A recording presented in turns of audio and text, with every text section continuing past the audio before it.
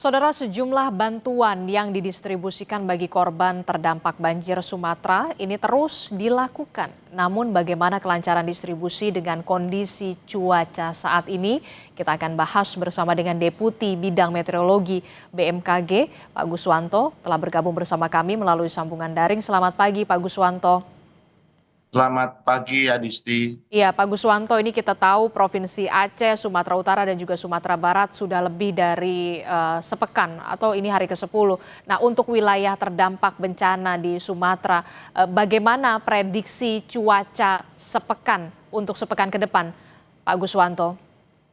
Baik, Adisti. Jadi dari perakiraan BMKG prediksi, secara umum di Sumatera itu masih memiliki potensi untuk terjadinya hujan eh, ringan hingga lebat ya, di mana memang pada periode yang lalu kita sudah menyampaikan bahwa Sumatera ini sebagian besar puncak musim hujannya ada di November Desember ya. Sekarang masih di Desember.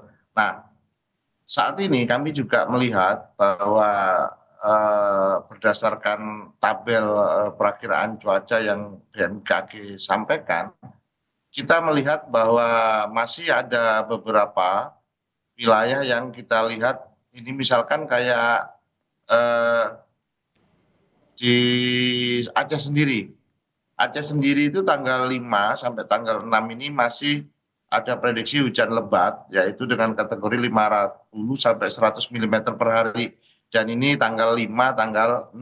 Hmm. Biasanya terjadi di siang menjelang sore hingga malam hari. Ya, ini terjadinya. Kemudian kita juga melihat di Sumatera Utara itu ada sekitar 27% ya, mulai tanggal 4, 5, 6 kemarin ya. 4, 5, 6. Itu prosentasenya sekitar 27 hingga 30% terjadi hujan lebat 50 ataupun sampai 100 mm per hari. Sedangkan di Sumatera Barat ini kita melihat hujannya hanya ringan hingga sedang. Namun Adisti, kami BMKG bekerjasama dengan BNPB sedang berusaha agar intensitas hujan yang diperkirakan BMKG itu menjadi minimal atau ekstremitasnya berkurang. Hmm. Karena kita melihat memang saat ini banyak pertumbuhan awan hujan itu berasal dari Samudra Hindia akibat adanya Madden-Julian Oscillation, Hmm. kemudian juga masih adanya monsun Asia Hmm. yang menerpa di sana. Nah, namun ini juga sudah cukup lumayan, artinya bisa dilakukan untuk evakuasi, tapi bisa di pagi hari hingga siang, sehingga sore hari itu perlu kewaspadaan karena hujan terjadi cenderung di Oke, sore hingga malam malam hari. hari. Oke. Demikian, Adisti. Oke, terkait dengan seberapa efektifkah kemudian upaya modifikasi cuaca yang dilakukan untuk bisa meminimalisasi hujan deras yang melanda wilayah Aceh, Sumatera Utara, dan juga Sumatera Barat. Karena ini menyangkut soal pendistribusian bantuan, bagaimana juga soal proses pencarian terhadap orang yang masih hilang sampai saat ini, Pak Guswanto. Baik, Adisti. Untuk efektivitas modifikasi cuaca itu sendiri, dia bisa mengurangi intensitas antara 25 hingga 37% ya. Kalau kita lihat saat ini, pagi ini itu yang kemarin sore itu kita prediksi di Sumatera atau Aceh, Sumatera Utara, Sumbar itu hujan ringan hingga sedang. Kalau saya melihat dari hasil citra satelit Hmm. eh, jam 9 ya 40 jam 9.40 ya itu di wilayah Sumatera hampir seluruhnya clear kecuali di Bangka Belitung. Jadi di sekitar ini juga saya lihat ini di Aceh, Sumatera Utara itu clear hari ini, pagi ini. Nah ini semoga terus berkembang hingga nanti jam 2 siang ya. Ini bisa clear sehingga bisa dilakukan. Jadi kurang lebih efektivitasnya antara 25 sampai 30-an% ya. Oke, jadi upaya modifikasi cuaca ini efektivitasnya 25 sampai 30% begitu ya. Nah, Ya saat ini. Saat ini begitu. Nah, Pak Guswanto, imbauan dari BMKG sendiri untuk tim penyelamat dan juga korban yang terdampak dari bencana ini yang masih mengungsi. Apalagi kan kita lihat ya, pengungsian ini dilakukan di pinggir jalan, menggunakan tenda yang seadanya, sementara curah hujan yang masih tinggi. Apa imbauan dari BMKG, Pak Guswanto?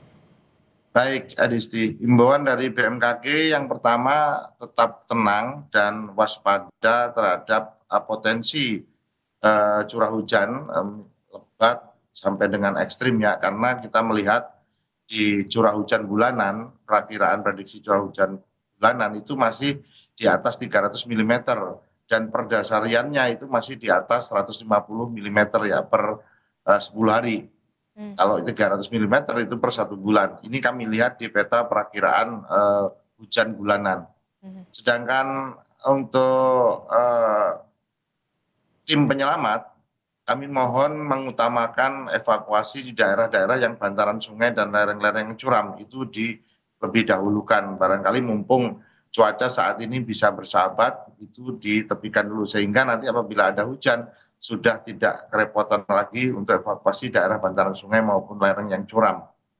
Kemudian kita juga menyarankan ada jalur evakuasi alternatif karena banyak jalan yang saat ini masih rawan terputus ya kalau apabila terjadi hujan lebat ataupun sampai ekstrim.